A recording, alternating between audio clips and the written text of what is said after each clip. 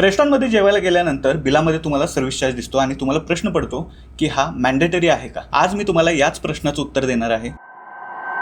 नमस्कार, मी राहुल मुळीक, तुमचा हक्काचा हॉटेल कन्सल्टंट आणि आजचा विषय आहे रेस्टॉरंटमधील सर्व्हिस चार्ज. लक्षात घ्या, रेस्टॉरंटमधील सर्व्हिस चार्ज हा स्टाफच्या वेलबिईंगसाठी असतो आणि हा मॅन्डेटरी नसतो तर व्हॉलंटरी असतो. म्हणजे जर तुम्हाला रेस्टॉरंटमधील जेवण, तिथली सर्व्हिस आवडली असेल तर तुम्ही तो देऊ शकता किंवा तो द्यायला नकार सुद्धा देऊ शकता. लीगली कोणतंही रेस्टॉरंट तुमच्या परवानगीशिवाय बिलामध्ये सर्व्हिस चार्ज ऍड करू शकत नाही आणि तो ऍड केलेला असेल तर तुम्हाला सर्व्हिस चार्ज नाकारायचा पूर्ण अधिकार आहे. तुमच्या बिलामध्ये सर्व्हिस चार्ज लावलेला असेल आणि जर तो तुम्हाला द्यायचा नसेल तर काय करायचं? पहिली गोष्ट, रेस्टॉरंटच्या मॅनेजरला स्पष्ट सांगा की तुम्हाला सर्व्हिस चार्ज द्यायचा नाहीये. रेस्टॉरंटच्या एंट्रीवर आणि मेनू कार्डवर सर्व्हिस चार्ज संदर्भात काही माहिती दिली आहे का ते चेक करा. तुम्ही बिलामधील सर्व्हिस चार्ज जर अनइंटेन्शनली दिलेला असेल तर तो तुम्हाला परत मागण्याचा पूर्ण अधिकार आहे. लक्षात ठेवा, सर्व्हिस चार्ज हा स्टाफच्या वेलबिईंग साठी असला तरी तो लीगल ऑब्लिगेशन नाहीये. सर्व्हिस चार्ज हा साधारणतः 5% असतो आणि ज्या रेस्टॉरंटला चांगली सर्व्हिस आणि फूड क्वालिटी देऊन आपला सेल वाढवायचा असतो असे रेस्टॉरंट साधारणतः सर्व्हिस चार्ज आपल्या बिलामध्ये ऍड करत नाहीत. ज्या रेस्टॉरंटना आपल्या बिलामध्ये सर्व्हिस चार्ज ऍड न करता स्टाफच्या वेलबिईंग साठी आणि रिव्हेन्यू वाढवण्यासाठी काही मदत हवी असेल तर मला कमेंटमध्ये नक्कीच सांगा. हॉटेलशी संबंधित अशाच माहितीपूर्ण व्हिडिओसाठी फॉलो करा हॉटेल हसलला.